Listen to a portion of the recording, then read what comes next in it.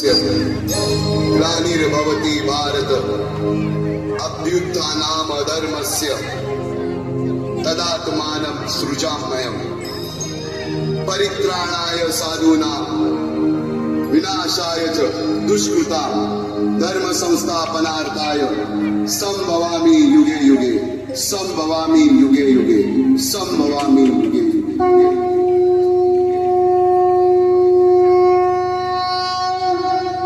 जेव्हा जेव्हा धर्मावर ग्लानी येईल, जेव्हा जेव्हा धर्म वाढेल, तेव्हा तेव्हा सज्जनांच्या रक्षणासाठी, दुष्टांच्या संहारासाठी, धर्माची स्थापना करण्यासाठी मी युगानुयुगे जन्म घेईन।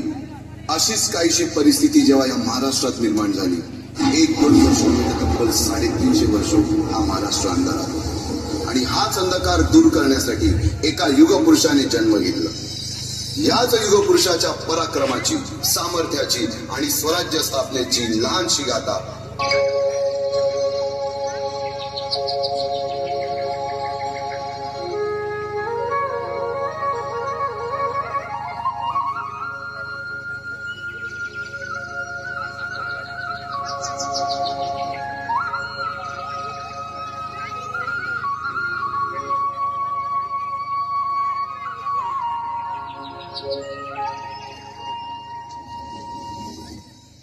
महाराष्ट्राचा सुखाने नांदत असताना एक दुष्ट कालयवनाची वक्रदृष्टी महाराष्ट्रावर महाराष्ट्र परकीय स्वारांच्या टाचेखाली मरडला जातो।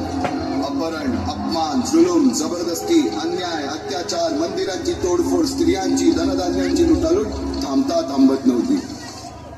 जेव्हा आपल्याच घरात गोठ्यातली गाय आणि घरातील माल असुरक्षित होते, तेव्हा घरातलाच अंधकार मनात घर करून बसतो। अशा वेळी साधू, संत, लहान, थोर, लेकी, बाई अवघा महाराष्ट्र देवाला गाराणं घालतो। अरे जेजुरीच्या खंडोबा, पंढरपूरच्या खंडोबा, तुळजापूरच्या भवानी आई, दार उघड, दार उघड आई, दार उघड।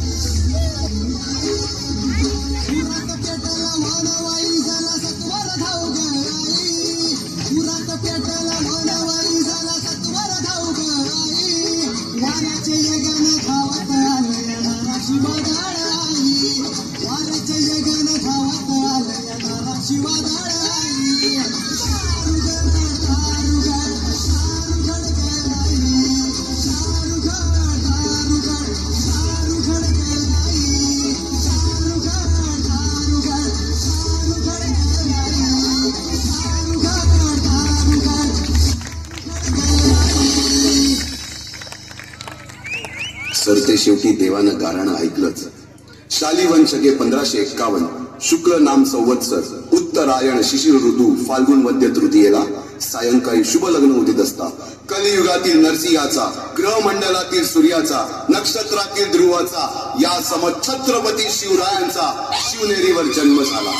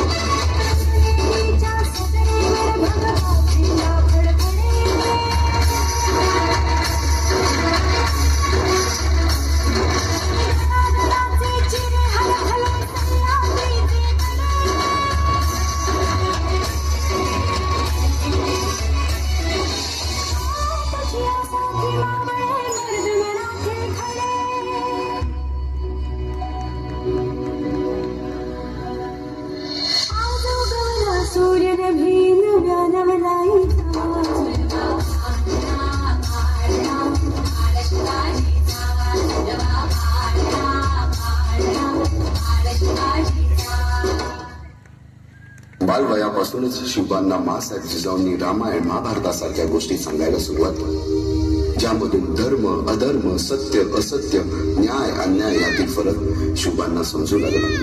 तसेच शस्त्रास्त्र व शास्त्र या शिक्षणासाठी शहाजी राजांनी अनेक कर्तबगार माणसे नेमली, जसे की दादोजी कोंडदेव, बाळकृष्ण पंत, रघुनाथ पंत, शामराज पंत अशा अनेक कर्तबगार माणसांच्या नेतृत्वाखाली महाराज बालवयापासूनच घडू लागले.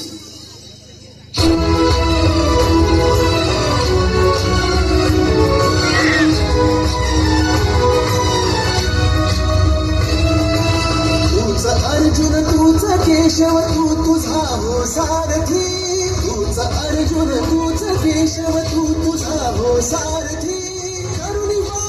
गनिमावर दे भूमीस आहुती, करुणीवार गनिमावर दे भूमीस आहुती.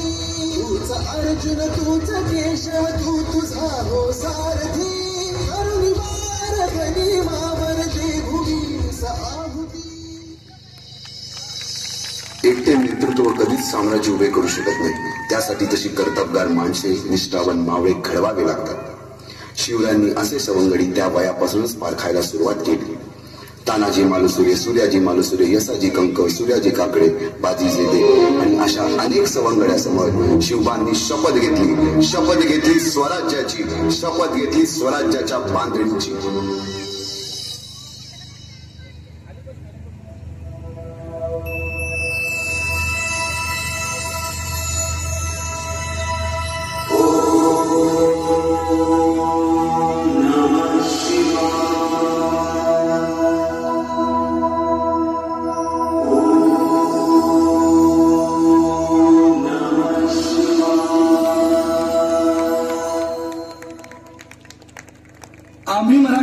आम्ही मराठे यवनांची पीडा नष्ट करण्यासाठी हिंदवी स्वराज्य स्थापन करीत आहोत. यवनांची पीडा नष्ट करण्यासाठी हिंदवी स्वराज्य स्थापन करीत आहोत. राष्ट्रभावनेने संघटन करून देशावरील परकीयांचे आक्रमण नष्ट करीत आहोत. देशावरील परकीयांचे आक्रमण नष्ट करीत आहोत. स्वकीय व परकीय शत्रूंचे उच्चाटन करण्यासाठी उच्चाटन करण्यासाठी स्वराज्य स्थापन करीत आहोत. स्वराज्य स्थापन करीत आहोत. यात तू आम्हास यश द्यावे, हे राज्य व्हावे, ही तर श्रींची इच्छा. रायरेश्वरासमोर शपथ घेतली आणि स्वराज्याची गोडदोड सुरू झाली. तोरणा किल्ला घेऊन स्वराज्याचे तोरण बांधले. पुढे मुरुंब देवाचा डोंगर, कुवारी गड, सुभान मंगल, कोंढाणा, शिरवळचा किल्ला, पुरंदर आणि 12 मावळ स्वतंत्र झाला. पुढे राजांनी पराक्रमाने जावळी देखील घेतली. परंतु त्यानंतर स्वराज्यावर ओढवले भले मोठे संकट. ते संकट म्हणजे अफजल खान.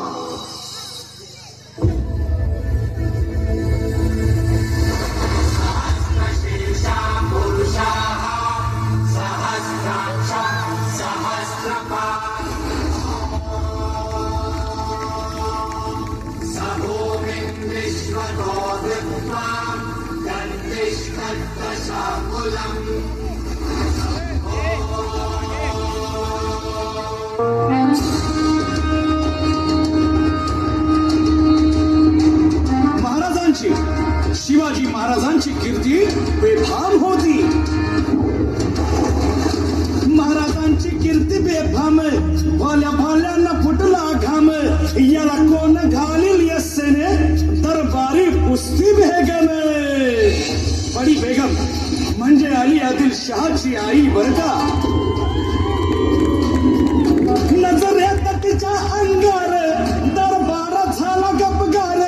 कुणी घेईना पुढाकार, साऱ्यांनीच मानली हार.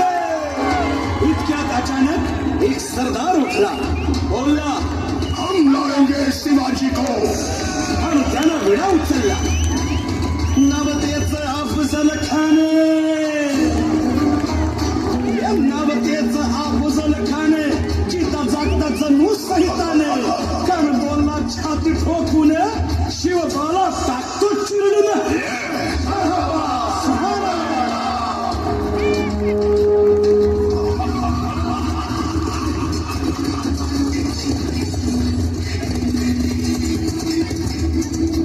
आता शिवबाचं काही खरं नाही. मोगल पलीकडा इंग्रज, जो तो हेच बोलू लागला. महाराज आपला जीव मोलाचा आहे. खानाचं सैन्य अफाट आहे, त्याच्यासमोर आपला टिकाव लागणं अवघड आहे. काही दिवसांसाठी आपण कुठेतरी अज्ञातस्थळी निघून जाऊ. काय म्हणालात रायबा? मासाहेब, आम्हाला आमच्या जीवाची पर्वा नाही. राजांचा जीव वाचणं गरजेचं आहे. रायबा, शिवबा केवळ आमचा पुत्र नाही, तर अवघ्या मराठी जनांचा स्वाभिमान आहे. या मातेने आपला पुत्र गमावला तरी 72, परंतु भ्याडपणे पडून जाऊन या मराठी मुलखाचा स्वाभिमान गमावता कामा नये. अशा वाघिणीचा त्याग छावा.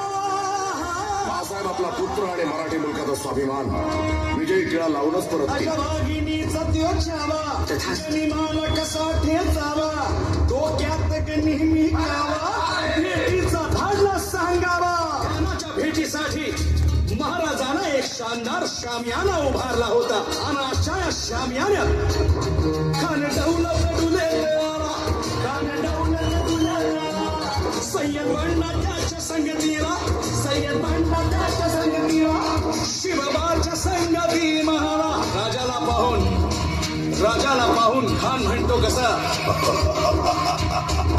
आओ आओ शिवाजी, आओ हमारे गले लग जाओ. खानानं राजाला आलिंगन दिलं आणि दगा केला. खान धाभिमान मान्या, खान धाभिमान मान्या.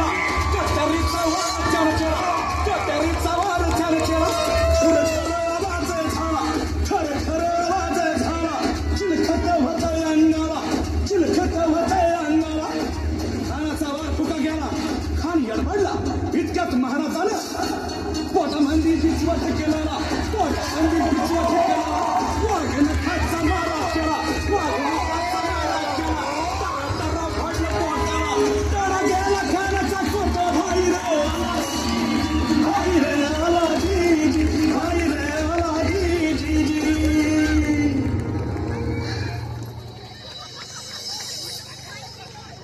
अफजल खानाच्या वधानंतर महाराजांनी स्वराज्यवाढीची मोहीमच हाती घेतली.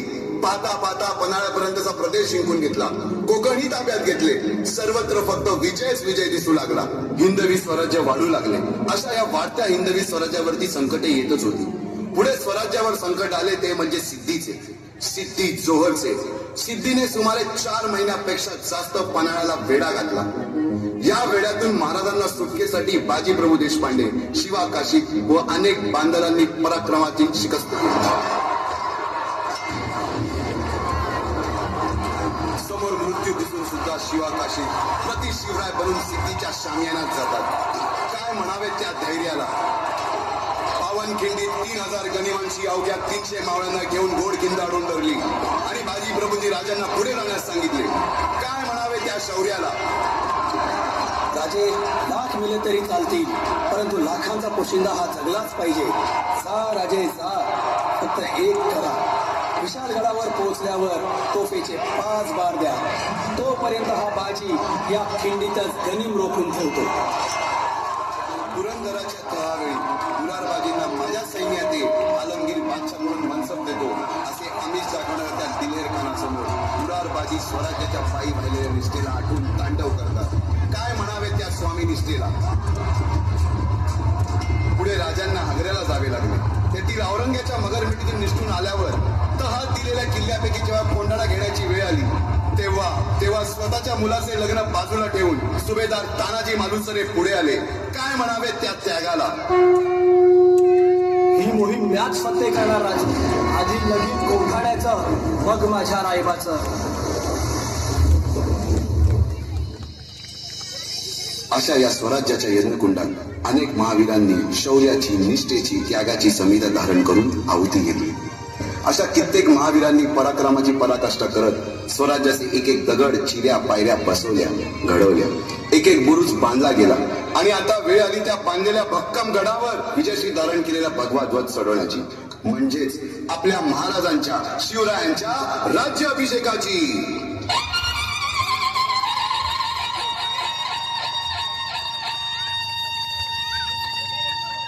350 वर्षाच्या काळरात्रीनंतर अरुणोदय झाला. भगवंतांनी दिलेला शब्द खरा झाला. हिंदवी स्वराज्य स्थापन करणारा, यवनांची पीडा नष्ट करणारा जाणता राजा राज्याभिषेकासाठी सज्ज झाला.